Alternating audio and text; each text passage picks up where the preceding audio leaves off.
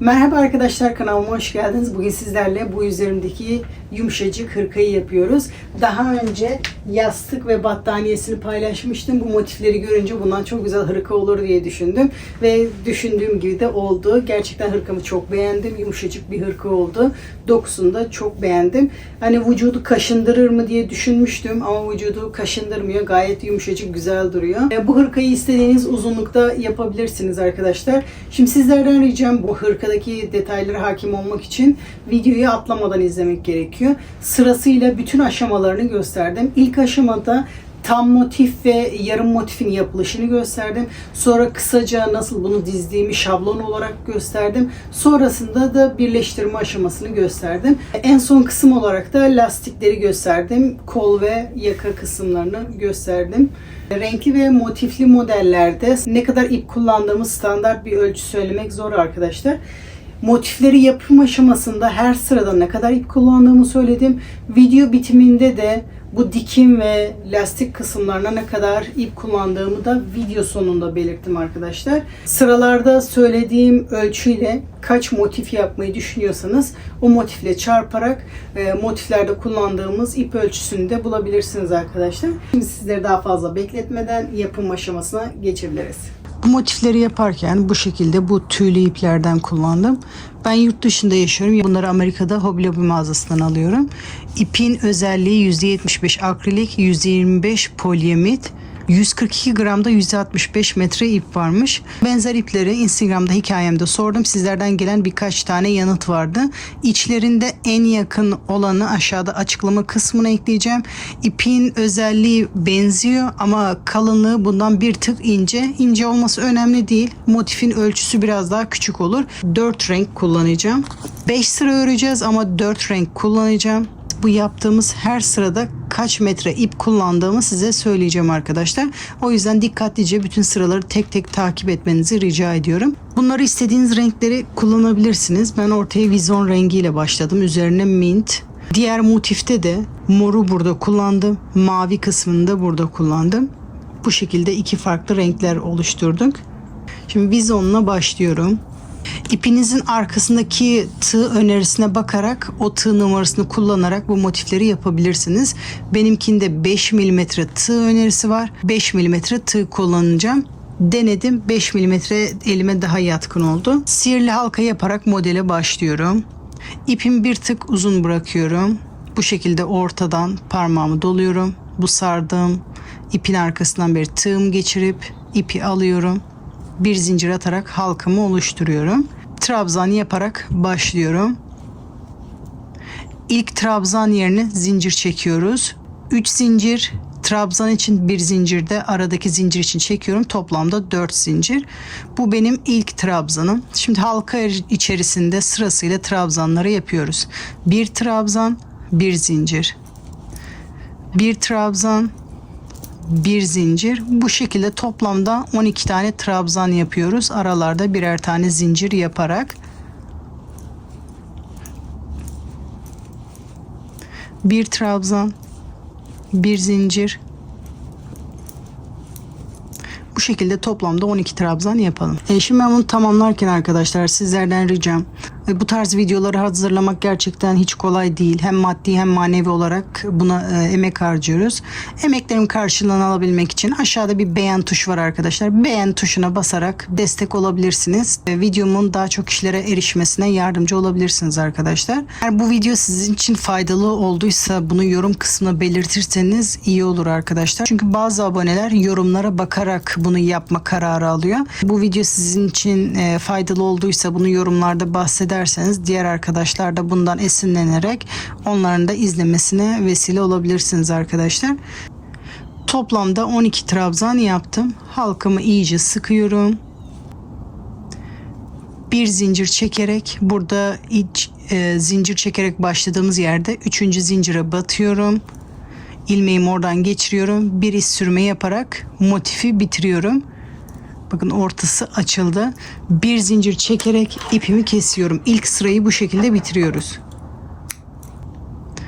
İlmeğimi ipten çıkarıyorum. Bunu düğüm atmazsam bunu gerdirince burası daha çok açılıyor. O yüzden bu halkayı iyice sıktıktan sonra Bu diğer ipiyle düğüm atıyorum.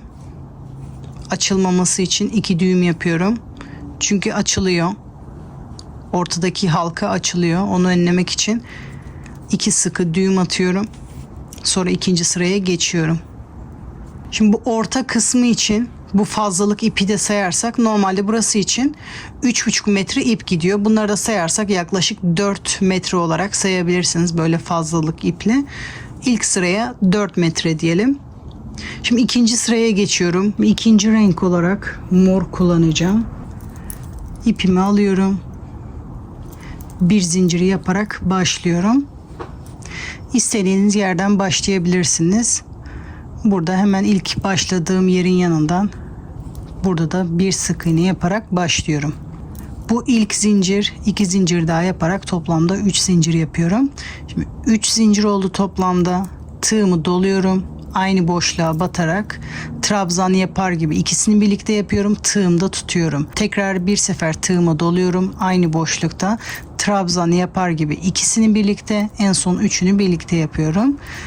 Arada 2 zincir. Şimdi bu köşenin tek tarafı oldu. Diğer tarafında sıra sonunda yapacağız. Sıradaki boşluğa batarak trabzan yaparmış gibi ikisini birlikte bu işlemi 3 defa yapıyoruz. 2, tekrar tığımı doluyorum. 3, ikisini birlikte, en son hepsini birlikte bu şekilde yapıyoruz. Arada 2 zincir. Bu ortadaki oluyor. Şimdi buradaki köşenin bu taraftakini yapacağız. Aynı şekilde yapıyoruz şu anda. 3 sefer bu işlemi yapıyoruz. İkisini birlikte tığımızla tutuyoruz. İkinciyi yapıyorum. Tığımda tutuyorum. Tekrar tığımı doluyorum. Üçüncüyü yapıyorum. Şimdi hepsini birlikte yapıyoruz. Bu tek tarafı tamamladık. Şimdi köşe için 3 zincir yapıyorum. Diğer kenara başlıyorum. Şimdi bu köşenin diğer yanını yapıyoruz. Bu tek kanadıydı. Şimdi köşenin diğer kanadını yapıyoruz. Ama ayrı boşluklarda yapıyoruz. Sıradaki boşluğa giderek ikisini birlikte tekrar tığımı doluyorum. İkisini birlikte tekrar tığımı doluyorum. İkisini birlikte yapıyorum. En son hepsini birlikte. Şimdi köşenin diğer kanadını yaptık. Bu ara boşluğu yapıyoruz. Şimdi bu aradakini yapıyoruz. 2 zincir. Sıradaki boşlukta ikisini birlikte, ikinciyi yapıyorum. Üçüncü, şimdi hepsini birlikte. Tekrar 2 zincir, köşenin bu taraftaki kanadını yapıyoruz. Yani şunun gibi. Tekrar sıradaki boşlukta 1, 2 ve 3, sonra hepsini birlikte yapıyorum. Şimdi bu kenarı da bitirmiş oluyorum. Şimdi tekrar köşe yapıyorum. 4 kenarımız olacak. 4 kenarında, her kenarında bu işlem 3 tane olacak. 3 köşe, 3, şimdi tekrar köşe yapıyoruz. 3 zincir. Tığımı doluyorum. Sıradaki boşluğa batarak yeni kenara başlıyorum. Bu şekilde toplam 4 kenarı yapıyoruz. Bu üçlü zincirlerden 3 tane olacak. Dördüncüyü de sıra sonunda yapacağız. Şimdi sıra sonuna kadar yapalım. Sıra sonuna kadar geldim. Son olarak köşeyi yapıyorum. 3 zincir. Bu trabzanların tepesine batarak iz sürümü yapıyorum. 1 zincir yaparak ipimi kesiyorum. İkinci sırada toplamda 6,5 metre. Fazlalık iple 7 diyebiliriz. Kullandığım ip sayısı 6,5. Bu bıraktığımız fazlalık iplerle buna 7 metre diyebiliriz. İkinci sıra 7 metre. Şimdi mavi rengi geçiyorum. 1 zincir yaparak başlıyorum. Şimdi köşeden başlayacağım. Şu ilk köşeden. Bir sık iğne yaparak ipimi burada sabitliyorum. Bu benim ilk zincirim. 2 zincir daha yaparak toplamda 3 yapıyorum. Bu ilk trabzanım. Şimdi köşe işlemi yapıyoruz. 2 ve 3. Toplamda 3 oldu. Ara zincir için 3. Tekrar aynı boşlukta 3 trabzan daha yapıyorum. 1 2 ve 3. Arada 2 zincir yapıyorum. Şimdi köşe işlemini yaptık. Kenar kısımlara geçiyoruz. Burada motifi düzleştirmek için çakma trabzanı yapacağım. Sıradaki boşluğa geçerek, bakın tığıma doladım. Sıradaki boşlukta bir çakma trabzan, 2 zincir, sıradaki boşlukta bir çakma trabzan, 2 zincir, köşeye geldik. 3 zincir yaptığımız yere bu köşe işlemini buraya yapıyoruz. Tek kanadı 3 trabzan, arada 3 zincir, tekrar aynı boşlukta 3 trabzan yapıyorum. 2 zincir, tığıma doluyorum. Sıradaki boşlukta çakma trabzan yapıyorum.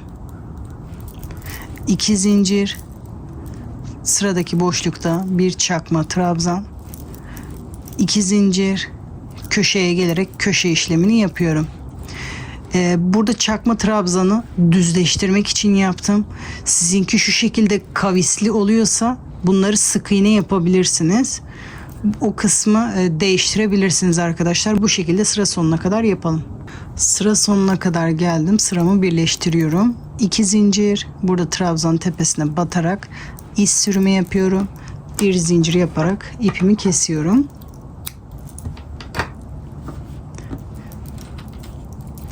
Üçüncü sıraya da toplamda 5 metre ip kullandım. Şu anda yapacağım sık iğneyi yapmak zorunda değilsiniz. Direkt bu kenar işlemine başlayabilirsiniz bundan sonra. Motife biraz şekil vermek için ben bu sık iğneyi ekledim. Arada da bir hareket kattı. Güzel oldu arkadaşlar.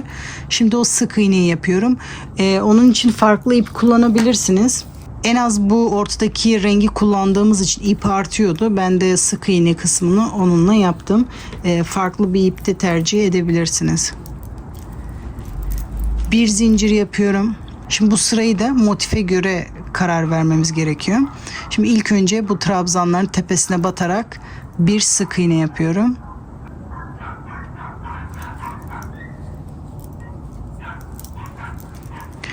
Trabzanların üzerine birer tane sık iğne yapıyoruz köşeye kadar. Toplamda 3 tane yaptım. Köşede 2 sık iğne yapıyorum tek tarafta. Ortada 2 sık iğne. Tekrar köşe içerisinde 2 sık iğne yapıyorum köşenin diğer tarafına. Trabzanların üzerinde birer tane sık iğne.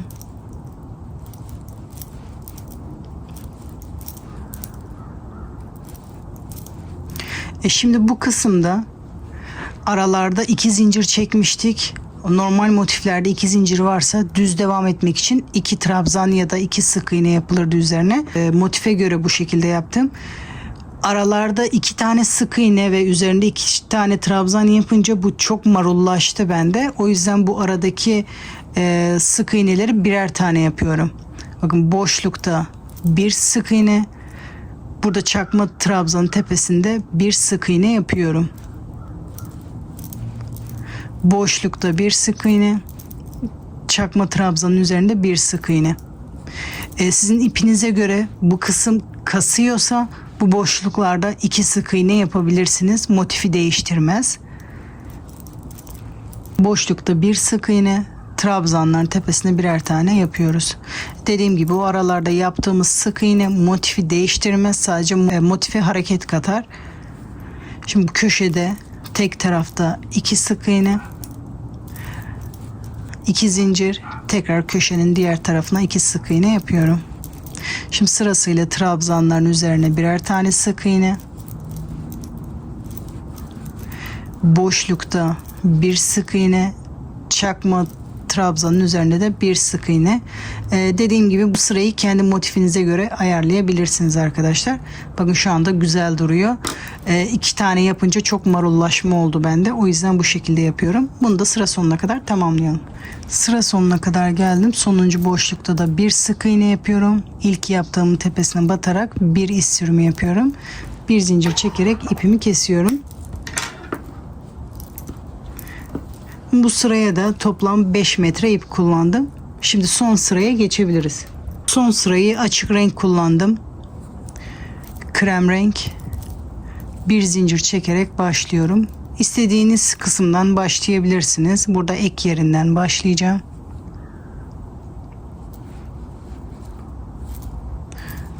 Bir sık iğne yaparak ipimi burada sabitleştiriyorum. 2 zincir daha çekerek ilk trabzanımı oluşturuyorum.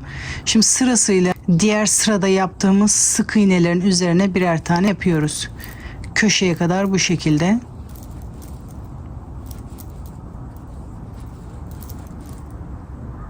Şimdi köşede de 2 trabzan bir tarafta,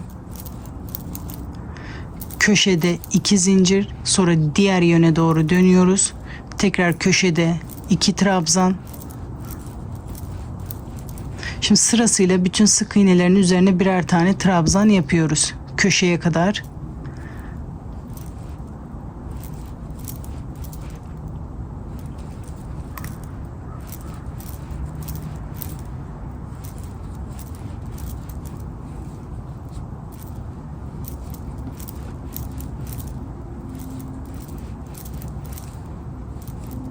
Bu şekilde köşeye kadar yapalım. Şimdi köşeye kadar geldim. Köşede de diğer tarafta yaptığım gibi 2 trabzan tek tarafta, 2 zincir ortada, sonra 2 trabzan da diğer yöne doğru yapıyoruz. Sonra sırasıyla bütün sık iğnelerin üzerine birer tane trabzan yaparak motifimizi tamamlıyoruz. Şimdi bunu da sıra sonuna kadar yapalım. Sıra sonuna kadar geldim. Burada trabzan tepesine batarak bir iz sürme yapıyorum. Bir zincir çekerek ipimi kesiyorum. Sonra bu ipi arkada saklıyoruz. Şimdi motifimiz hazır. Bunu dilerseniz bu şekilde direkt eklemeye başlayabilirsiniz. Ama daha düzgün durmasını istiyorsanız bu şekilde bir motif bank, motif gerdirici, motif düzenleyici, ismi farklı olabilir. Buna takarak düzgün durmasını sağlayabilirsiniz. Zamanınız ve imkanınız varsa bunu en az bir gün bunda bekletin. Bekletince daha iyi duruyor. Bu şekilde gerdirerek takınca. İp ütülenmediği için motifleri bu şekilde düzeltmemiz gerekiyor. Sırasıyla bütün motiflerimizi bu şekilde takarak en az bir gün bekletmeye çalışın. Benim yaptığım motif 15 santim oldu arkadaşlar. Sizin ipinize, elinizin sıklığına göre bu ölçü farklı olabilir. Hiç önemli değil. Önemli olan motifi bu şekilde örmek. Şimdi sırasıyla kaç tane motif yapacaksak motiflerimizi hazırlayalım. Şimdi ben hazırladığım motifleri göstermek istiyorum. Bunları aparatta bir gün beklettim. Böyle bir şeye ihtiyacınız varsa tuhafiyelerde kolaylıkla bulabilirsiniz. Bulamıyorsanız da aşağıda linkini ekleyeceğim. Oradan bakabilirsiniz arkadaşlar. Şimdi yarım motifleri de bu şekilde hazırlayıp hırkamıza ekliyoruz. Normalde yaptığımız motifin yarısını yapıyoruz. Şimdi aynı şekilde ortadaki renkten başlıyoruz. Şimdi renk sıralamasını bütün motifte yaptığımız gibi yapıyoruz. Ortadakinden başlıyorum. Sihirli halka yaparak başlıyorum. Bu şekilde halkamı oluşturuyorum. 4 zincir. Tekrar aynı boşlukta trabzan yapmaya başlıyorum. Bu benim ilk trabzanım. Toplamda 7 tane trabzan yapıyorum. 1 zincir. 1 trabzan. 3 oldu. 4 5 6 toplamda 7 tane trabzanımı yapıyorum. Bir zincir çekiyorum. İpimi burada kesiyorum. Sonra halkamı da sıkıyorum.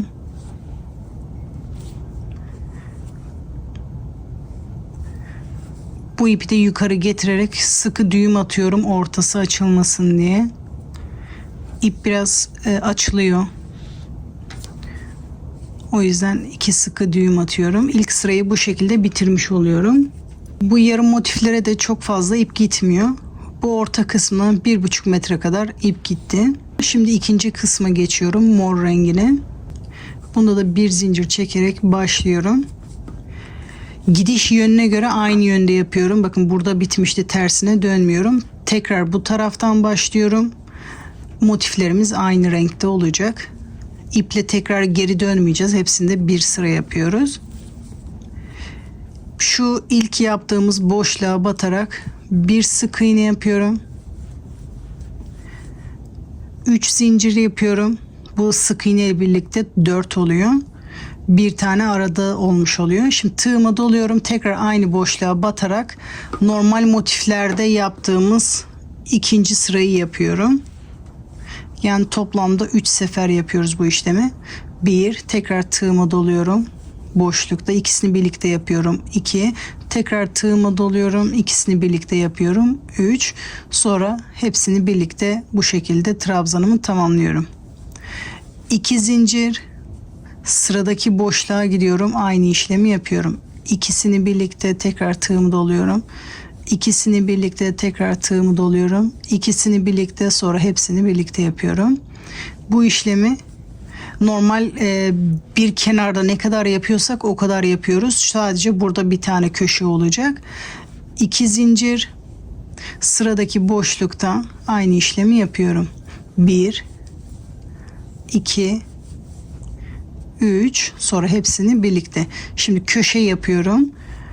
3 zincir, sıradaki boşluğa köşenin diğer yarısını yapıyorum. 1, 2, 3, sonra hepsini birlikte. Normal ara sıralarda yaptığım gibi 2 zincir, sıradaki boşlukta aynı işlemi yapıyorum. Sonuncuyu yapıyoruz. Son boşlukta bir sefer daha yapıyorum. İkisini birlikte, ikisini birlikte, ikisini birlikte, toplamda 3 oldu. Hepsini birlikte yapıyorum. Şimdi bir zincir, aynı boşlukta tekrar bir trabzan yapıyorum. Sonra bir zincir çekerek ipimi kesiyorum. Şimdi diğer sıraya geçebiliriz. Başlangıçta trabzan yerine zincir yaptık. Sonunda da bir zincir çekip tekrar bir trabzan yaptık. Şimdi yapacağım sırada buralara köşe yapabilmek için bu işlemi yaptık. Mor kısmına da 3 metre ip kullandım. Şimdi yeni sıraya başlıyoruz. Şimdi mavi ipimi alıyorum. Bir zincir. Bu ilk boşluğa batarak ipimi burada sabitleştiriyorum. Diğer sırada yaptığım gibi yeni sırada köşe yapabilmek için bu işlemi yapacağım. Bu bir sık iğne ilk zincirimiz. 2 zincir daha yapıyorum. İlk trabzan için, bir zincir de ara boşluk için yapıyorum. Sonra köşenin yarısını yapıyorum. Bütün motifte köşelerde 3 trabzan yapıyorduk. 1, 2 ve 3. Bundan sonrası diğer motifteki gibi aynı. 2 zincir, tığıma doluyorum. Boşlukta bir çakma trabzan yapıyorum. 2 zincir, boşlukta bir çakma trabzan. Bu kısmı bütün motifi anlatırken bahsetmiştim. Çakma trabzan yerini sık iğne de yapabilirsiniz. Bütün motifte nasıl yaptıysanız onu da aynı şekilde burada yapıyoruz. 2 zincir, bu köşeye gelerek köşenin yarısını yapıyorum. 3 trabzan, 3 zincir, tekrar aynı boşlukta 3 trabzan yapıyorum. Köşeyi de bu şekilde tamamlıyoruz. 2 zincir, sıradaki boşlukta bir çakma trabzan, 2 zincir, sıradaki boşlukta bir çakma trabzan, 2 zincir. Şimdi son boşluğa geldik. Burada köşe yapıyoruz yarısını. 3 trabzan, tekrar bir zincir çekiyorum. Aynı boşluktan bir trabzan yapıyorum. Sonra bir zincir çekerek ipimi burada kesiyorum. Bu sıraya da toplamda 2,5 metre kadar ip gitti. Şimdi yeni sıraya başlıyoruz. Ortadaki rengimi alıyorum. Bir sık iğne yapıyorum. Şimdi boşlukta İlk önce bir sık iğne yapıyorum. Şimdi normalde köşelerde 2 tane sık iğne yapıyorduk. Diğer sırada köşe yapabilmek için ilk önce bir sık iğne. Tekrar bir zincir yapıyorum. Aynı boşluk içerisinde 2 sık iğne yapıyorum. Bu bir zinciri diğer sırada burada köşede yaptığımız gibi 2 trabzan yapabilmek için burayı yapıyorum. Sonra sırasıyla diğer motifte yaptığımız gibi Trabzanların tepesine birer tane sık iğne. Boşlukta bir sık iğne. Çakma trabzanın üzerinde bir sık iğne yapıyorum. Bütün motifte dediğim gibi bu aralarda yapacağınız 2 sık iğne motifi değiştirmez. Sıranın gidişatına göre burada 2 sık iğne yapabilirsiniz. Dediğim gibi ben de marullaşma olduğu için birer tane yaptım. Bu da marullaşmayı önledi. Boşlukta bir sık iğne, sonra trabzanların tepesinde birer tane sık iğne yapıyorum. Köşe diğer motifle aynı. 2 sık iğne, 2 zincir, tekrar aynı boşlukta 2 sık iğne yapıyorum. Burayı da diğer taraf gibi sıra sonuna kadar yapalım. Şimdi boşluğa kadar geldim. 3 trabzanın üzerine sık iğne yaptım. Boşlukta da diğer taraftaki gibi yapıyorum. 2 sık iğne, 1 zincir, tekrar bir sık iğne yapıyorum. İpimi burada kesiyorum. Bu sırada da toplamda 4 metre ip kullandım. Şimdi en son sırada hangi renk ipi kullandıysak o ipi alıyorum. Şimdi burada bir zincir yapmıştık. O zincir boşluğuna batarak ipimi burada sabitleştiriyorum. Burada yarım köşe yapmaya devam ediyoruz. Bunun sebebi motifleri birleştirirken bu son sıradaki trabzanlar denk gelsin diye bu işlemi yapıyoruz. Bu köşeyi yapmasaydık direkt şuraya kadar bir trabzan sayısı olacaktı. O da denk gelmeyecekti. Bu sayı denk gelmesi için bu işlemi yapıyoruz. 3 zincir yapıyorum. Bunu da şu anda yaptığım zincir birleştirme aşamasında şurada 2 zincir var. Bir zinciri tek yönde, bir zinciri diğer yönde birleştiriyorum. Şimdi bu biz yarım yaptığımız için tek yöndeki lazım. Buradaki aradaki bir zincir sayısı denk gelsin diye şu andaki yaptığım baştaki zinciri yapıyorum. Sıra sonunda da trabzan yapacağım onun yerine. Sonra köşede de bu şekilde 2 trabzan yapıyorum. Şu anda 3 zincir çekerek yeni sıraya başladım. Onu bu aradaki bir zincir için yapıyorum. Sonraki trabzanları da bu köşede yaptığım 2 trabzanı yapıyorum. Dediğim gibi bu aradaki bir zincir için şimdi normal köşede yaptığım 2 trabzanı yapıyorum. Aynı boşluk içerisinde 2 trabzan. Şimdi sırasıyla sık iğnelerin üzerine birer tane trabzan yapıyorum. Bu şekilde köşeye kadar üzerine birer tane trabzan yaparak sıra sonuna kadar örüyorum. Şimdi köşeye kadar geldim. Köşenin yarısını yapıyorum. 2 trabzan, 2 zincir, tekrar aynı boşlukta 2 trabzan yapıyorum. Bundan sonrası da diğer tarafta yaptığım gibi sıra sonuna kadar yapalım. Şimdi köşeye kadar geldim. Burada köşede yaptığım 2 sık iğnenin üzerine de 2 trabzan yaptım. Bu arada bir zincir çekmiştik. Bu bir zincirde köşe işlemini yapıyorum. Köşenin yarısını yapıyoruz. Burada 2 trabzan. Buradaki zincir yerine de bir tane trabzan yapıyorum. Bu sırayı da bu şekilde birleştiriyorum. Bir zincir çekerek ipimi burada kesiyorum. Bu son sıra içinde 5,5 metre ip kullandım. Şimdi bu trabzanları sayıyorum. Bütün motifle sayıları aynı mı?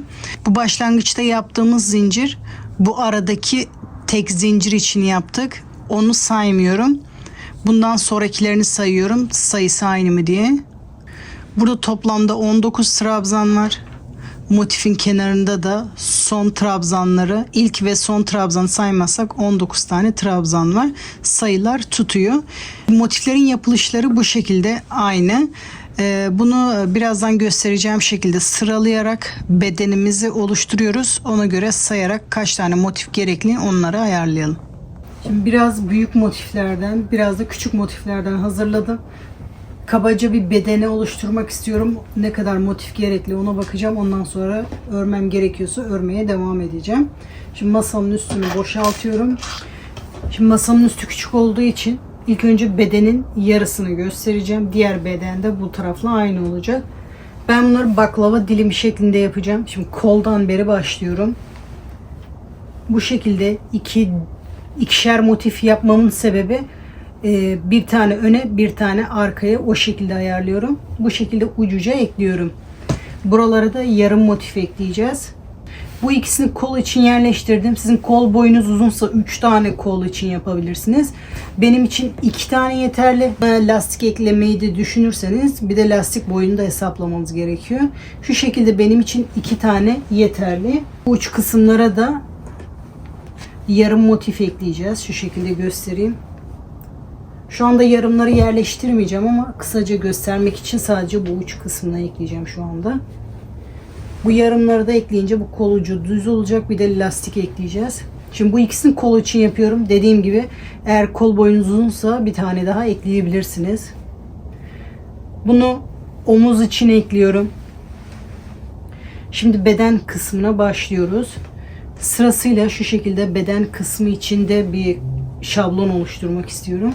Burada da ön ve arka için birer tane ekliyorum. Boyunu şu anda şu şekilde bırakacağım. Ondan sonra karar vereceğim. Bedene devam ediyorum. Şu arasına yerleştirdim. Burada da aynı şekilde yukarıdan aşağı bu şekilde baklava dilimi gibi olacak. Şimdi bu kısımda yan dikiş olacak. Buraya tam motif sığmıyor.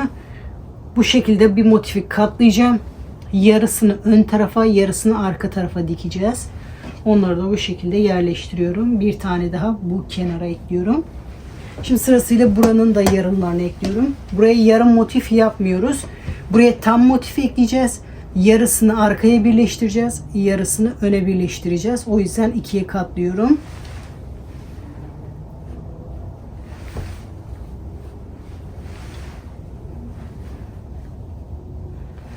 Burada omuzda da aynı şekilde olacak. Şimdi kısaca bedenin yarısı bu şekilde olacak arkadaşlar. Şu anda bunlar düşeceği için kaldırıyorum. Bu arkaya da yarım motif ekleyeceğiz. Önde buraya eklemeyeceğiz. Şimdi arkaya tam motif olacak burada.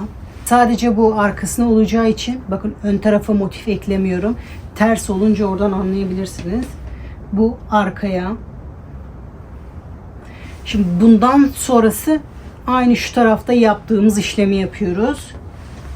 Şu anda eklenmediği için şu kısmı şu an anlaşılması zor. Bakın burası ön ortası. Bakın sadece şurada arka motifleri var. Önde motif yok. Kısaca şablonu bu şekilde arkadaşlar. Video sırasında bunları tek tek göstermesi biraz zor oluyor.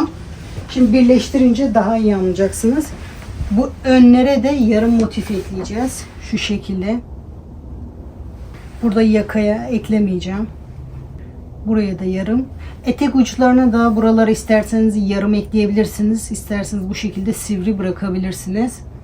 Motifleri ekleyince şu şekilde olacak. Eklenmiş hali bu şekilde. Buna bir sıra daha motif ekledim. Büyük motiflerde toplamda 45 motif, yarım motiflerden de 17 motif gerekli. Şu şekilde ön kısmını yaparken bakın ben şu kısma kadar gösterdim. Bir sıra daha motif ekledim. Önün şu şekilde olması gerekiyor. Bakın iki motif yan yana şu şekilde düz gelmesi gerekiyor. Buraya yarım motifler ekleyeceğiz. Bu şekilde motiflerimizi hazırlayalım. Şimdi bunları nasıl birleştirdiğimi size gösteriyorum arkadaşlar sırasıyla. Birleştirince bu şekilde olacak. Kısaca şablonu bu şekilde. Şimdi bunları birleştirmeye başlıyoruz arkadaşlar. Birleştirme aşamasını battaniye ve yastıkta yaptığım gibi iç sürüme de yapabilirsiniz. Dikerek de yapabilirsiniz. Daha kolay olması açısından ben dikeceğim. Battaniye ve yastık düz olduğu için iç sürüme yapmak kolaydı. Hırkada biraz zor olacağı için bunu da dikerek yapıyoruz arkadaşlar. Şimdi koldan başlıyorum dikmeye. Bu iki tane motif arka kol için. Bu da yan kol için böyle katlayacağız. Onu oraya tutturacağız.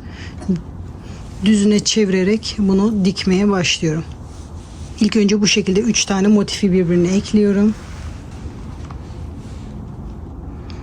İpimi ilk önce burada bağlıyorum.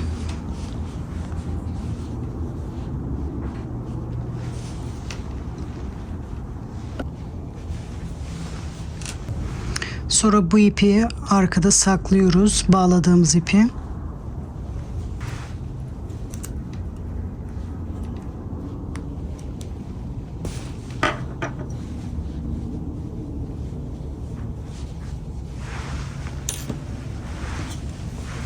Sonra dikmeye başlıyorum. Bu şekilde ipimi yürüterek burada tek zincir olan yere kadar geliyorum. İlk önce bu iki motifi birbirine ekleyeceğim. Şimdi karşı taraftaki ilk zincirin içinden beri ipimi geçiriyorum. Şimdi sırasıyla sarma yaparak birleştiriyorum. Bu ilk zincirlerden başladım. Şimdi sırasıyla trabzanların birer tellerine batarak benden taraftakini arka, diğer taraftakini de benden taraftaki trabzanın teline batarak bu şekilde sararak dikiyorum.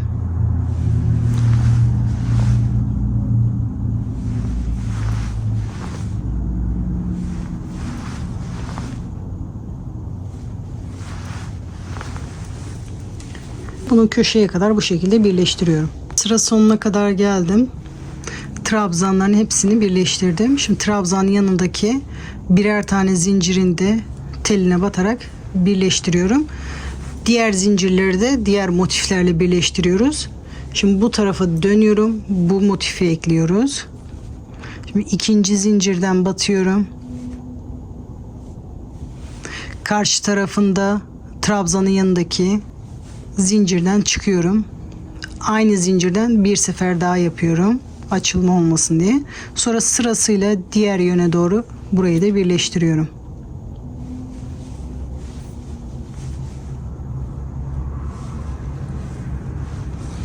Bunu da köşeye kadar birleştirelim. Sıra sonuna kadar geldim. Son olarak zincirleri de birbirine ekliyorum. Bir sefer daha zincirden ekliyorum. Sonra arka tarafta ipim bittiği için arka tarafta bunu düğüm atacağım. Yoksa ipim bitmeseydi, ipinizde biraz daha varsa şu şekilde diğer motifi de eklemeye başlayabilirdiniz arkadaşlar. Şimdi ben ipim bittiği için burada kesiyorum.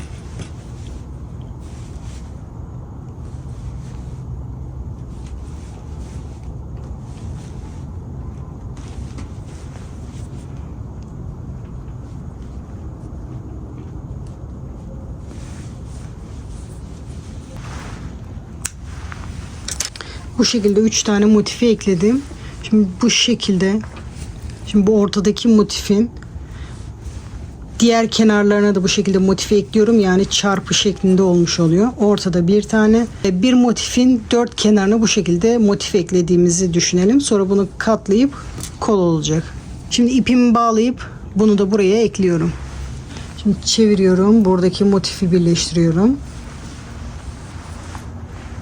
Bunu da buraya birleştirip geliyorum. Şimdi bu motifi de diktim. Bakın ortadan beri katlıyorum. Buraya da bu şekilde motif ekleyince kolumuz oluşmaya başladı arkadaşlar. Şimdi ben ipimi koparmadan burada omuz kısmının parçasını dikeceğim. Şimdi bir tane daha parça alıyorum. Bunu dikiyorum. Sırasıyla bunu da buraya kadar dikiyorum. Ben bunu koparmadan arka tarafların motifini de ekleyebilirim. Ama şimdi kafa karıştırmamak için, kola devam etmek için ipimi iğneden çıkardım. Bunu sonra devam edeceğim. Şimdi kolun diğer tarafını bitirmek istiyorum. Bakın bu çarpı şeklinde ilk başta yaptığımız parçanın şuraya da bir tane motif ekliyorum. Yani şu şekilde katlayayım daha iyi anlaşılması için. Bakın katladım. Kolun üst tarafı. Şimdi bu alt tarafa bir motif ekleyeceğim. İpimi hazırladım. Bu taraf kol ucundan değil de beden tarafından başlayacağım bu şekilde. Sonra bitince buradan bitip diğer motife başlayabilmem için. Şimdi çeviriyorum rahat çalışabilmek için. Şimdi bu alt kısmının yarısını burada tutturuyorum bu motifin. Şimdi burayı tutturmaya başlıyorum. Bu şekilde bu köşeye kadar tutturuyorum. Tek kenarı birleştirdim. Köşeye kadar geldim. Diğer kenarı birleştirmedim. Şu 4 köşede de şunu göstermek istedim. Bir telini bakın şu şekilde şu karşının tek teline batıyorum. Bir sefer daha aynı işlemi yapıyorum. Tek telini o şekilde birleştirdim. Şimdi ikinci telini de zincirin diğer tarafındaki tele batarak birleştirdim.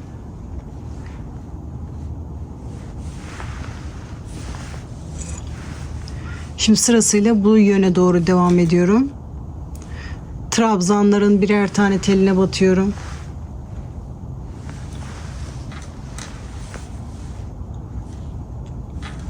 Yani ben burada batırdım ama siz bu yanlardakine, diğer karşıdakine de birleştirebilirsiniz. Hangi görüntü daha hoşunuza gidiyorsa o şekilde birleştirmeye devam edebilirsiniz. Şimdi bunu da köşeye kadar birleştiriyorum. Şimdi bunu da sıra sonuna kadar diktim. Katladığım zaman tek tarafta bu şekilde duruyor. Diğer tarafta henüz birleştirmedim. Şimdi bunu da bu tarafa doğru katlayıp bunu buraya dikiyorum.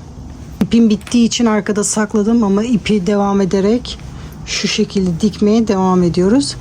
Şimdi ben de ip geçireceğim. Burada dikmeye başlayacağım. Buraya kadar dikiyoruz. Ondan sonra bakın kolumuz oluşmaya başlıyor. Şimdi tekrar ip ekledim. Motifi katlıyorum. Burada dikmeye başlıyorum. Dikme işlemi aynı.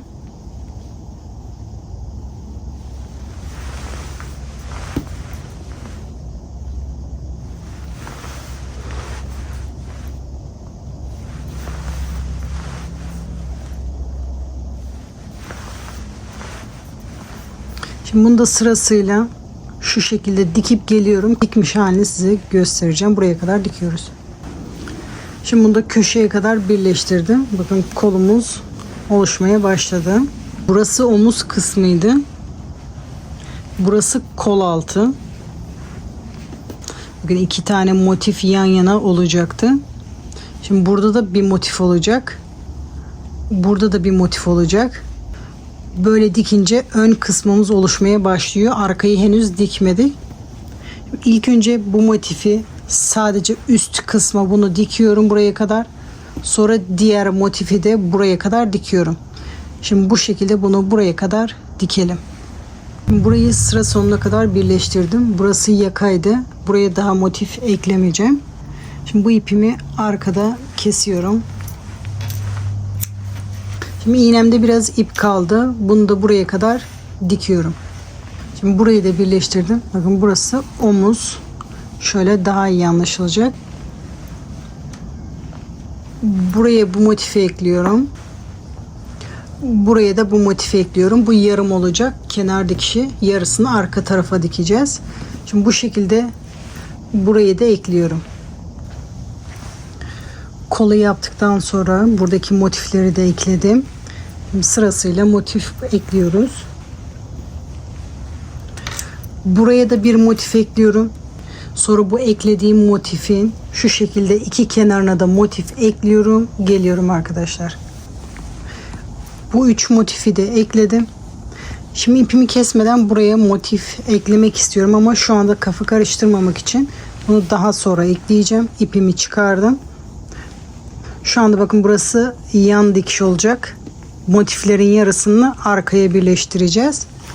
Bu şekilde tek tarafımı hazırlıyorum. Bu etek ucunu bir tane daha motif ekledim. Etek ucu şu şekilde duracak arkadaşlar. Burası arka. Arkada da şurada bir motif ekleyeceğiz. Ön böyle yarım olacak arkadaşlar. Buraya biz iki tane yarım motif ekleyeceğiz ki burası dümdüz dursun. Bu önlere etek ucuna buraya yarım motif, buraya da yarım motif ekleyeceğiz. Bu şekilde iki parça hazırlıyoruz. Bu yaptığım gibi kol ve bedeni bu şekilde hazırlayarak iki parça yapalım. Şimdi iki parça hazırladım. Önler hazır. Şimdi sadece arkaya bir sıra buraya motif ekleyeceğiz. Tek tarafın motifini birleştirdim. 3 tane motif ekledim. Şimdi bu 3 tane motifi de diğer parçaya şu şekilde birleştiriyoruz.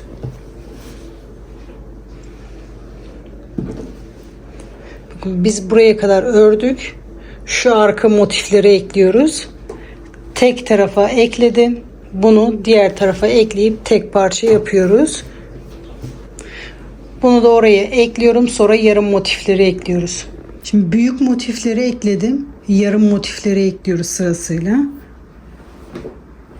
İlk önce şu etek ucunda göstermek istiyorum. Şimdi yarım motifimi aldım. İpimi orada hazırladım. Şimdi bu önde iki motif yan yana var. Bir tane bunun ucuna ekleyeceğim. Bir tane bunun ucuna. Şimdi yarım motifimi alıyorum. Bir kenarını şu şekilde ekliyorum. Sadece bir kenarını ekliyoruz buraya. Eklerken de bu yarım motifi yaparken başında ve sonunda bir trabzan fazla yapmıştık. Bu köşelerdeki zincirler buraya batmak için. Şimdi birleştirirken bu trabzanın arka teline buradaki zincirin de bir teline batarak dikmeye başlıyorum. Dikme işlemi aynı. Sadece şu başlangıçta ona dikkat etmemiz gerekiyordu. Zincirleri birleştirdikten sonra sıradaki trabzanın, bu büyük motifteki de ilk trabzanın bir teline batarak bunu birleştirmeye başlıyorum. Dikme işlemi aynı. Köşeye kadar bunu dikiyorum.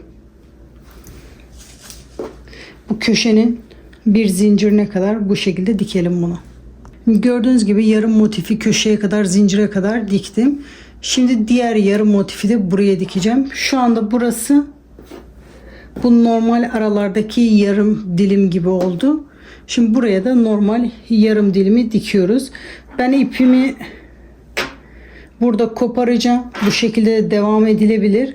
Ama buradan böyle dikmeye devam edeceğim. Sonra sırasıyla diğer motiflere geçeceğiz. Şimdi bu ipimi burada koparıyorum.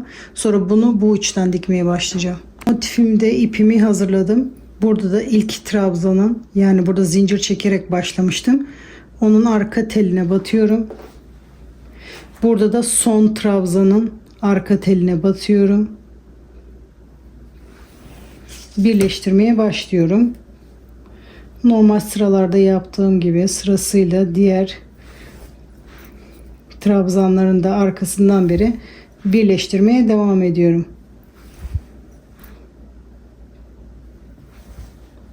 Şimdi bu yarım motifi de köşeye kadar, ondan sonra bu diğer uca kadar birleştiriyorum.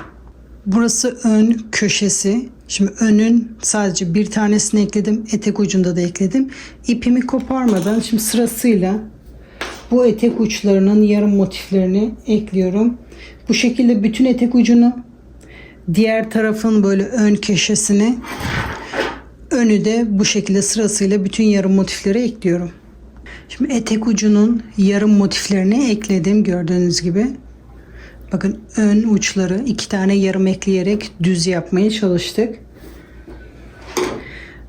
Ön kısmına da yarım motifleri ekledik. Bakın yaka kısmı şu şekilde duruyor şu anda. Ön böyle yarım. Ön V şeklinde duruyor. Bu kısma motif eklemiyoruz. Sadece şu arka kısma da bir tane daha yarım motif ekliyoruz. Yakayı o şekilde bitiriyoruz arkadaşlar. Arkaya da o şekilde yarım ekleyince bu şekilde duracak, ön V şeklinde, ön yaka olarak. Buraya da lastik çalışacağız. Bu arka ortasına da bir tane yarım motif ekleyelim. Bakın kol ucunu dilerseniz bu şekilde sivri bırakmak hoşunuza gidiyorsa bu şekilde bırakabilirsiniz. Buralara da 2 tane yarım motif ekliyoruz. Ben bir tanesini hazırladım. Bakın bu şekilde kol ucuna, buralara yarım motif ekledim. 2 tane de oraya ekledim. Sonra bu ucuna lastik yapacağız. Şimdi bu yakayı bu kolun yarımlarını da ekleyelim. Ondan sonra lastik yapmaya geçebiliriz. Yaka ve kol motiflerini de ekledim. Şimdi motif birleştirme işi bitti. Şimdi lastik kısmına geçebiliriz.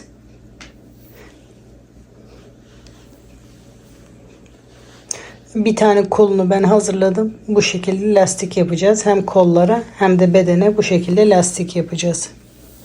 Altıgen hırkalarda şu şekilde trabzanlı lastik yapmıştık. Bu modelde bu şekilde de yapabilirsiniz. Şu anda göstereceğim şekilde de lastik yapabilirsiniz. Bu lastik yapılışı için altıgen hırka tariflerine bakabilirsiniz. Ama bunun görüntüsünü ben daha çok beğendim. O yüzden bu videoda da bunu yapıyoruz.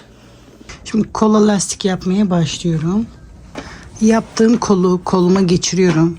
Bakın şu anda çok büyük. Bunu biraz daraltmam gerekiyor. Ek yeri kol altına gelsin diye kol altından başlayacağım. Bir zincir çekerek başlıyorum. Düzünden başlıyorum. Ortada bir sık iğne. Şimdi toparlamak için ilk önce sık iğne yapacağız. Bu bana çok bol. Normalde düz kasmadan devam edebilmek için bu trabzanların üzerine 2'şer tane sık iğne yapmam lazım. Şimdi ben bunu toparlamak için Bakın bu motifi yaparken trabzan yapmıştım. Orada bir sık iğne yapıyorum.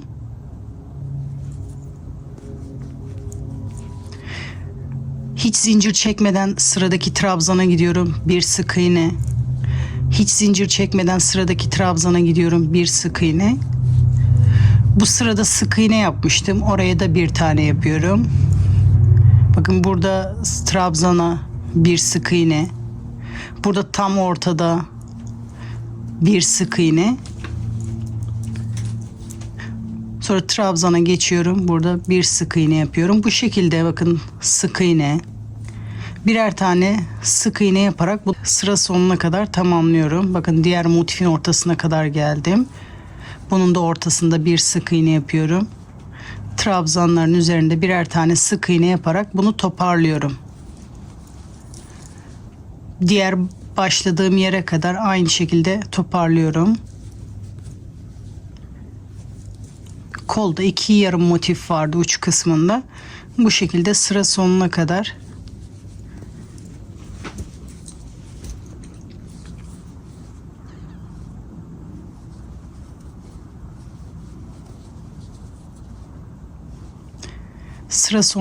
da geldim. Sonuncu trabzanı da yapıyorum.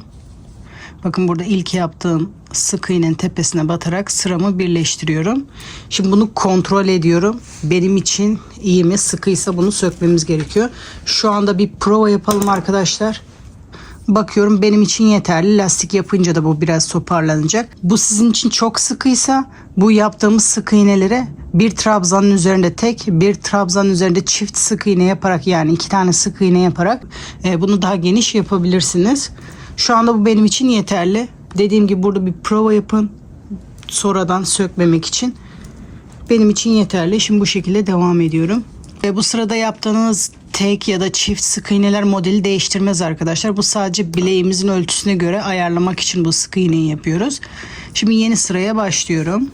Şimdi yapacağımız zincir bu lastiğin genişliğini belirler. Ben toplamda 7 iz sürümü yapmışım. Bunu daha geniş yapmak istiyorsanız daha çok zincir çekmeniz gerekiyor. 7 zincir iz sürümü için, bir tane de dönüş için toplamda 8 zincir yapıyorum.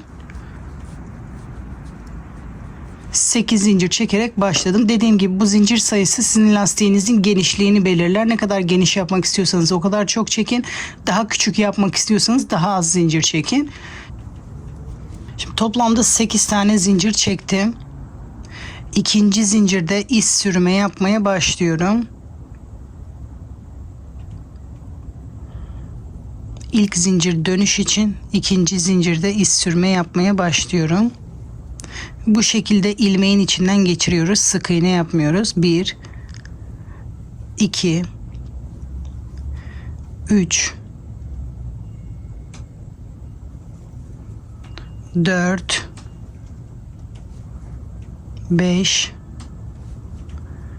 6 ve 7. Şimdi sıra sonuna kadar geldim. Yaptığımız iz sürmeleri muhakkak her sırada sayın arkadaşlar. Sıradaki sık iğnenin üzerine de bir iz sürme yaparak sırayı birleştiriyorum. Şimdi diğer yöne dönerek yeni sıraya başlıyorum. Şimdi toplamda 7 tane iz sürümü oldu burada. Muhakkak her sırayı yaparken bunları sayalım. Bazen burada bir tanesi gizleniyor. Bu sayı düşüyor, gittikçe daralıyor. O yüzden muhakkak her sırada sayalım. Bu ilk yaptığımız iz sürmeyi burada kaçırmayalım arkadaşlar. Şimdi sayarak devam ediyorum. Arka tellerine batarak iz sürme yapıyorum. 1 2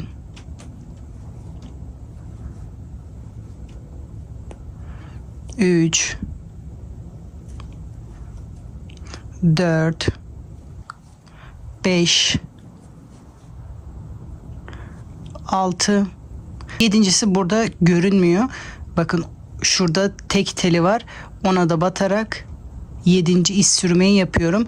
Bunu her sırada kaçırmayın arkadaşlar. Muhakkak 7 tane olacak. 7. iz sürmeyi de yaptım. Sırayı bitiriyorum. Bir zincir çekerek dönüyorum. Dönüşlerimiz hep aynı yönde olsun. Bu ilk zincir dönüş için bakın ilk iz sürmeden başlıyorum. Bu şekilde sıra sonuna kadar toplamda 7 tane iz sürme yapıyorum arka tellerine batarak. Lastiğimiz yavaş yavaş oluşmaya başladı. 5 6 sonuncu iz sürme 7. Sıradaki sık iğnenin tepesine batarak bir iz sürme yapıyorum. Bu sık iğnelerin tepesine batarken yaptığımız iz sürmelere batmıyoruz arkadaşlar. Normal lastik kısmındakine batıyoruz. Bakın ilk iz sürmenin arka teline batarak lastik yapmaya devam ediyorum. Arka tellerine batarak toplamda 7 tane iz sürme olması gerekiyor. Bunu her sırada muhakkak sayalım. 6, bakın 7.'si de burada. Buradan bakınca görünmüyor. Tersini çevirince görüyorsunuz. Ve 7. Son bir sıra daha göstermek istiyorum. Bir zincir çekip dönüyorum. İlk iz sürmenin arka teline batarak bu şekilde iz sürme yapmaya başlıyorum. Ve toplamda 7 tane iz sürme yapıyorum. Bu sayıyı değiştirebilirsiniz. Bana bu genişlik gözüme iyi geldi. O yüzden 7'de bıraktım. Sonuncuya da battım. Sıradaki sık iğnenin tepesine batarak bir iz sürme yapıyorum. Bu şekilde sıramı dönüyorum. Sırasıyla tekrar iz sürme yapmaya başlıyorum. Toplamda 7 tane iz sürme olacak. Bunu her sırada muhakkak sayalım.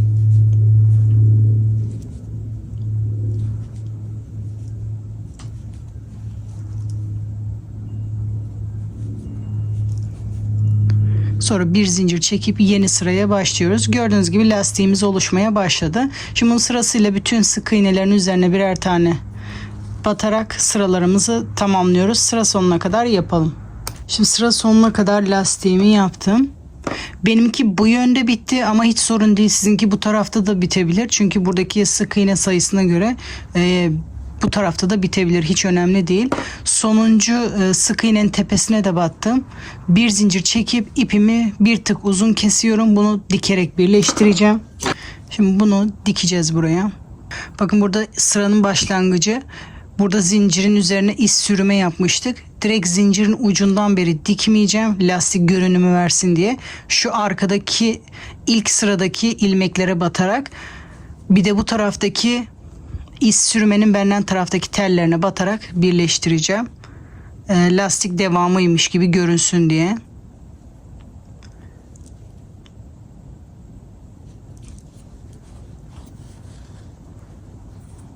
Şimdi sırasıyla dikmeye başlıyorum. Şuradan tekrar bir sefer tutturmak istiyorum. Orada delik olmasın diye.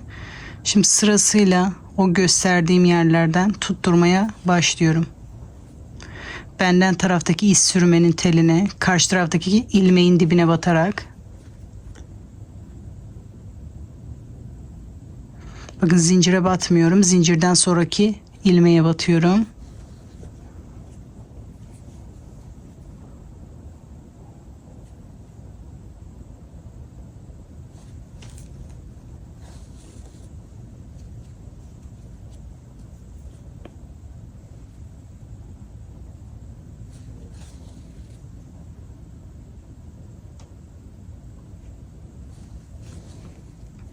Şimdi sıra sonuna kadar birleştirdim. Sonuncuyu da tutturuyorum. Bu uçtan diğer tarafa doğru gitmiş olsaydım bu ilmek diğer tarafta olacaktı. Daha iyi görünecekti. Şimdi düğüm atıyorum. İpimi bu şekilde yürüterek ileriden kesiyorum. Birleşim yeri de bu şekilde görünüyor. Sanki lastiğin devamıymış gibi oldu. Şimdi beden kısmındaki lastiğe geçebiliriz. Beden kısmındaki lastikte de rahat çalışabilmek için burada da ilk sırada sık iğne yapacağız. Bu lastik kısmına da ek yeri ensede olsun diye bakın bu yakadaki yarım motiften başlayacağım. Bedenin düzü bana doğru. Bakın motifin ortasında ilk sık iğnemi yapıyorum. Kolda toparlamak için bu trabzanların tepesine birer tane sık iğne yapmıştık. Şimdi burada da bu trabzanların tepesine 2 tane sık iğne yaparak bu sırayı yapıyoruz. Sıradaki trabzana gidiyorum. 2 sık iğne yapıyorum. Sıradaki trabzana gidiyorum. 2 sık iğne yapıyorum. Sık iğne yaptığım sırada da bir tane yapıyorum. Bu sırada bu sık iğneleri yaparken kasmaması gerekiyor. Hala kasıyorsa buralarda 3'er tane sık iğne de yapabilirsiniz. Kolda toparlamak amacıyla yapmıştık ama burada düz durması gerekiyor. 3 tane yapınca çok marullaşıyorsa bir tanesinde 2, bir tanesinde 3, o şekilde de kendiniz o kısmı ayarlayabilirsiniz. Ben de şu anda iyi duruyor, bu şekilde düz duruyor. Sıradaki trabzanda 2 sık iğne. Şimdi bu orta kısmı. Şimdi buradaki omuz kısmı arkadaşlar. Orta kısmına batmayacağım. Direkt buradaki köşeye gelerek bu kare olan motifin beden tarafındaki oraya giderek bir sık iğne yapıyorum. Şimdi burada bütün trabzanların tepesine birer tane sık iğne yapıyoruz. Köşe kısmına kadar. Sırasıyla birer tane sık iğne yapalım burada. Çoğaltma, eksiltme yok. Köşeye kadar bu şekilde yapalım. Kavise kadar geldim. Şimdi burada motifin köşesine 2 tane sık iğne yapıyorum. Hafif buraya kavis verebilmek için. Bu ortaya da şu anda bir tane yapıyorum. Burası kavisin olduğu yer. Bu ek yerine de bir tane sık iğne yapıyorum. Dönüşü rahat yapabilmek için. Sonra sırasıyla trabzanların üzerinde birer tane sık iğne yapmaya devam ediyorum. Burada sık iğne sırası. Burada bir tane. Trabzanın üzerinde 2 tane.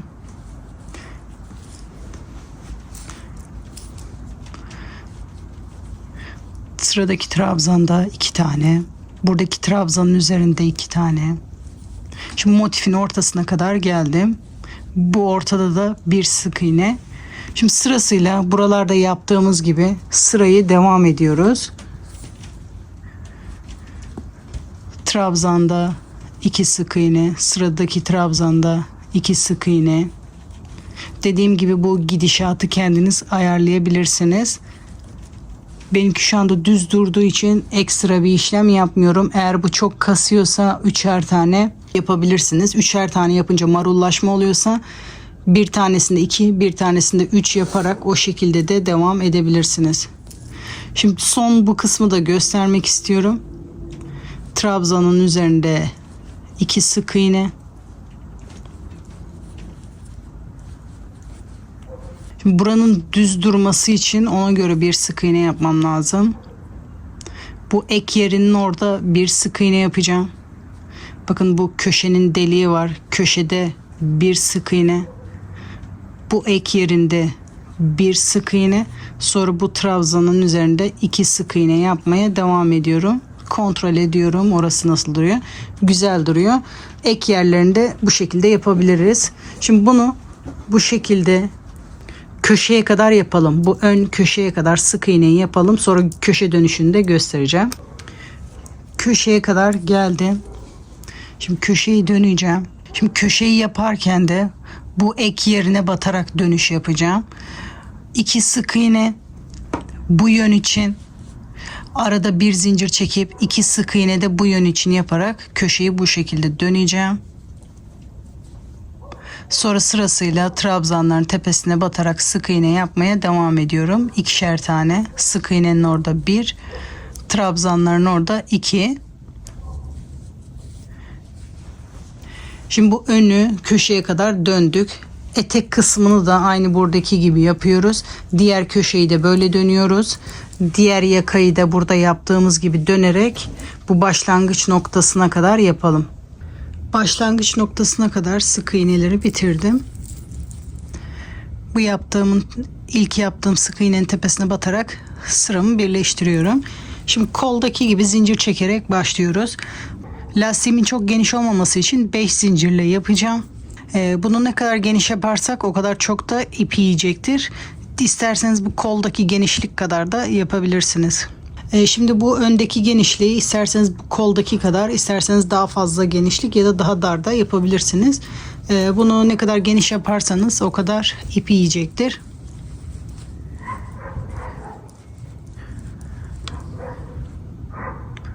Şimdi 5 zincir iz sürümü için, bir tane de dönüş için yapıyorum. Toplamda 6 zincirle başlıyorum. İkinci zincirden iz sürme yapmaya başlıyorum.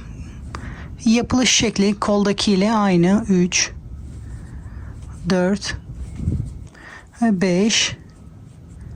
Bu sıradaki sık iğneye batarak bir iz sürümü yapıyorum. Şimdi dönüş yapıyorum. Burada sık iğnenin tepesine battığım ilmeğe batmıyorum. Zincir üzerinde yaptığım iz sürmelere batarak iz sürme yapıyorum. Arka telinde iz sürme. Bu şekilde arka tellerine batarak iz sürme yapıyorum ve sayarak devam ediyoruz. 4. Bu sonuncuyu da burada batıyorum. 5. Bir zincir çekerek sıramı dönüyorum. Dönüşleri hep aynı yönde yapıyoruz. İlk iz sürmenin tepesine batarak iz sürme yapıyorum. Bu kısım da kolla aynı. Toplamda 5 iz sürme yapıyorum. Sıradaki sık iğnenin tepesine batarak bir iz sürme yapıyorum ve sıramı dönüyorum. Şimdi sırasıyla diğer iz sürmelerin arka tellerine batarak iz sürme yapıyorum. Toplamda 5 iz sürme yapıyorum. 3 4 sonuncusuna da batarak 5. Bir zincir çekerek sıramı dönüyorum. Bakın lastiğimiz oluşmaya başladı. Bir zincir çektikten sonra sırasıyla iz sürme yapmaya devam ediyorum. Toplamda 5 iz sürme yapıyorum. Sıradaki sık iğnenin tepesine batarak bir iz sürme yapıyorum ve sıramı dönüyorum. Burayı da bu şekilde gidip geliyoruz. Ama muhakkak her sırada bu yaptığımız iz sürmeleri sayalım. Çünkü arada bazı ilmekleri kaçırmış olabiliyoruz. 4 ve 5. Bir zincir çekip dönüyorum. Bu şekilde bu köşeye kadar yapalım. Omuz köşesine kadar geldim. Burada bir değişiklik yok. Sıradaki sık iğneye batarak burayı da yapmaya devam ediyorum.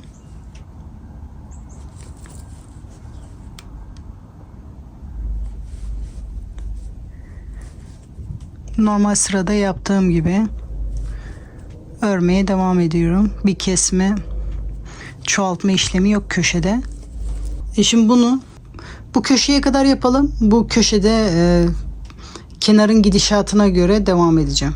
Şimdi kavisli yere kadar geldim. Gördüğünüz gibi bu lastik biraz bu tarafa doğru kasıyor. Şimdi normal sıradaki gibi sık iğnenin üzerinde bir iz sürme yapıyorum. Burayı normal dönüyorum.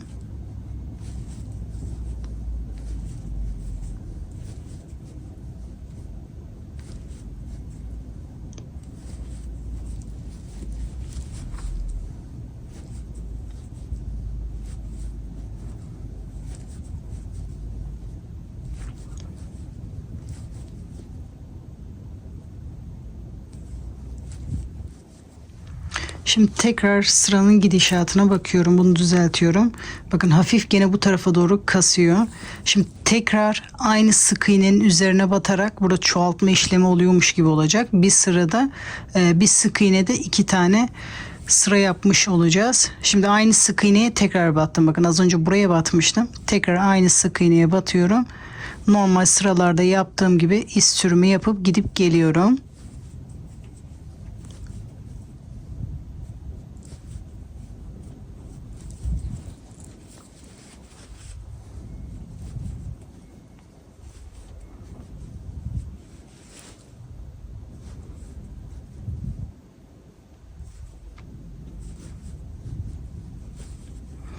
Şimdi sıra sonuna kadar geldim. Sıradaki sık iğneye batıyorum. Şimdi tekrar gidişatına bakıyorum. Bu tekrar düz olmadı. Bakın bu köşede 2 tane sık iğne yapmıştık. Bu köşedeki sık iğnelerin üzerinde 2 sefer yapıyorum. Şimdi bunu normal sıra gibi gidip geleceğim. Tekrar aynı yere batacağım. Sıramı dönüyorum.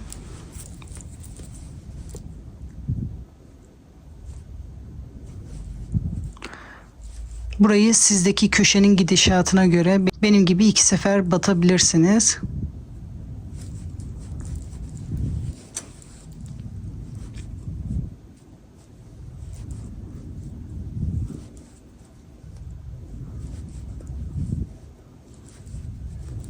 Bakın tekrar aynı yere geldim. Aynı sık iğnenin oraya tekrar bir iz sürme yapıyorum.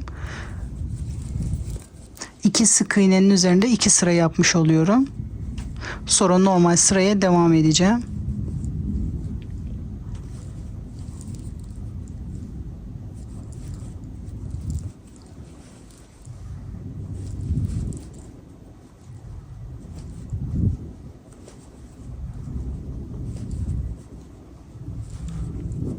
Şimdi sıra sonuna kadar geldim. Tekrar sırama bakıyorum. Bakın normal sıraya döndü. Köşeyi de bu kavis olan yeri bu şekilde yapıyoruz. Sonra sırasıyla normal sık iğnelerin üzerine birer tane batarak normal sırama devam ediyorum.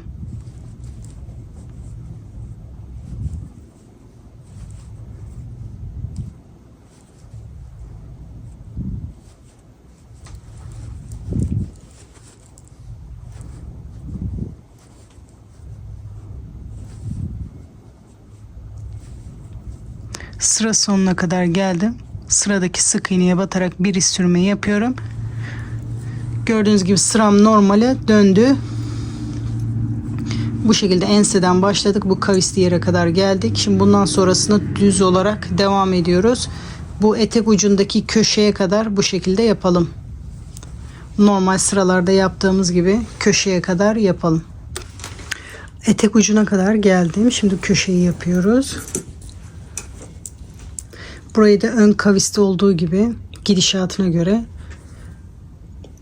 devam edeceğiz. Şimdi ön köşeye kadar geldik. Bakın köşede yaptığımız 2 sık iğne sonra bir zincir yapmıştık burada. Şimdi ilk köşedeki ilk sık iğnesine battım. Normal sıradaki gibi bunu dönüyorum. Sonra kaviste yaptığımız gibi aynı boşluğa tekrar batarak döneceğiz. Burayı köşeye kadar gidiyorum. Sonra dönüyorum.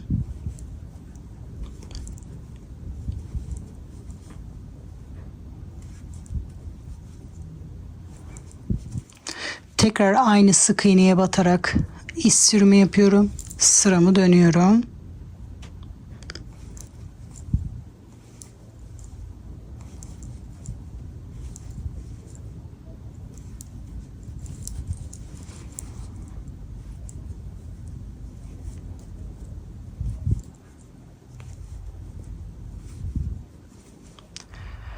Aynı sık iğneyi 2 defa battık. Şimdi sıradakine batıyorum. Bunda gidip geliyorum.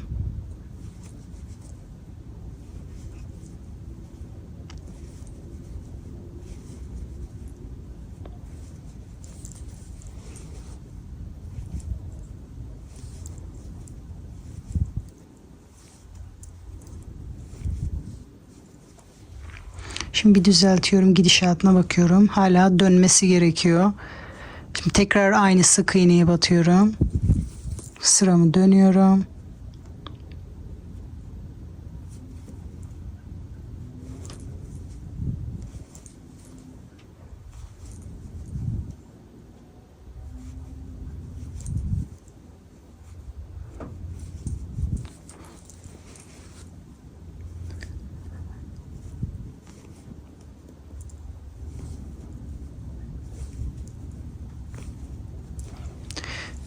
Sıra sonuna kadar yaptım burayı. Ortada bir zincir vardı. Şimdi bir zincire de batıyorum. Orada iç sürme yapıyorum. Burayı da gidip geliyorum.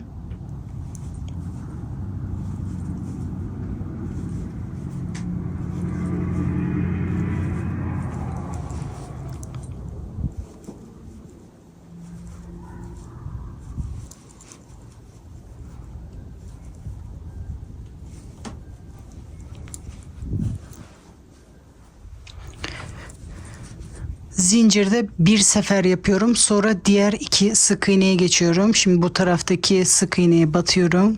İç sürümü yapıyorum. Burayı da gidip geliyorum. Zincirde bir sefer battım. Sık iğnelerde 2'şer defa batıyorum.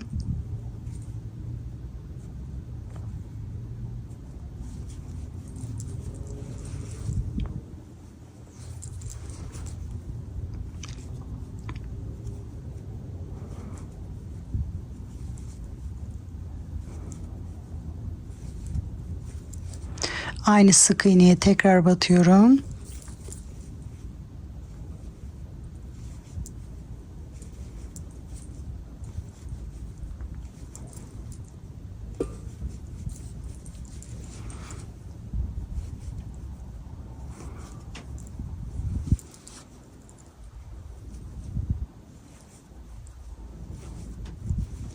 Şimdi bu sık iğneyi 2 defa batmıştık.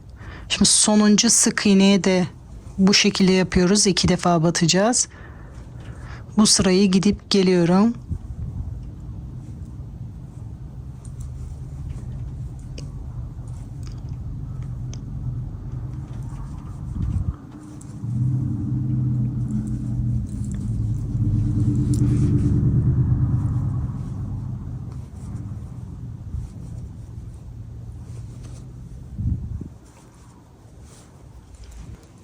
Şimdi sıranın gidişatına bakıyorum. Düzleşmeye başladı. Aynı sık iğne de son bir kez daha yapıyorum. Kasmasın diye. Bunu da gidip geliyorum.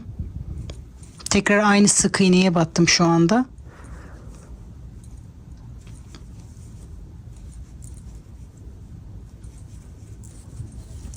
Şimdi bundan sonra normal sıraya dönüyoruz. Bu sırayı da kenara kadar gidiyorum.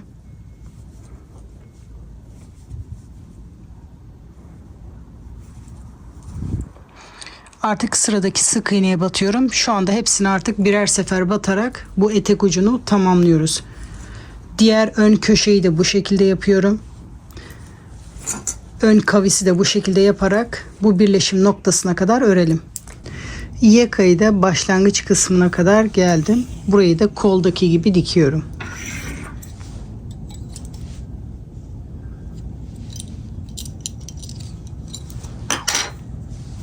Şimdi burayı da aynı kolda diktiğim gibi dikiyorum. Kolda ipim bu tarafta bitmişti. Bakın yaka kısmında da burada bitti. Bunu da bu şekilde bedene doğru dikiyorum.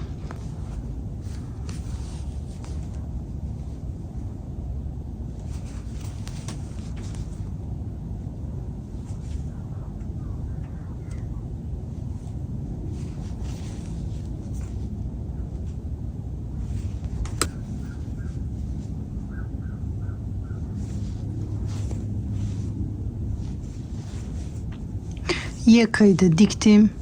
Düğüm atıyorum. İpimi ileriden bu şekilde kesiyorum.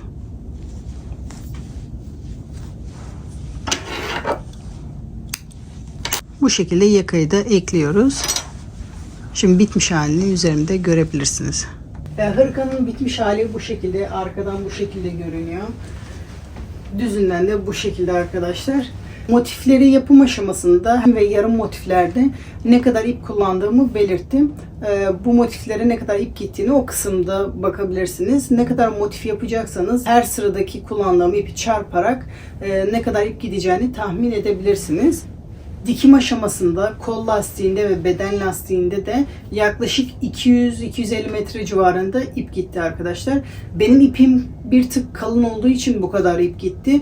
Aşağıda önerdiğim ipleri kullanırsanız belki daha farklı ip gidebilir arkadaşlar. Bunu dilediğiniz gibi büyütebilirsiniz. Yapım aşamasını göstermiştim. Yani 2 motif yerleştirince kol benim için iyi oldu. Bu sizin için kısa bir ölçü ise kolları birer motif daha ekleyerek uzatabilirsiniz. Boyunu da aynı şekilde uzatabilirsiniz. Kısa da çalışabilirsiniz. Kısa da güzel duracaktır. Bunu hazırlamak gerçekten zahmetli oldu ama emeğime değdi arkadaşlar. Gerçekten çok güzel oldu. Renklerine özellikle bayıldım. Bu hırka hakkında sizin yorumlarınızı da çok merak ediyorum. Bunu da yorumlarda belirtirseniz sevinirim arkadaşlar. Sıradaki videolarda görüşmek üzere. Hoşçakalın.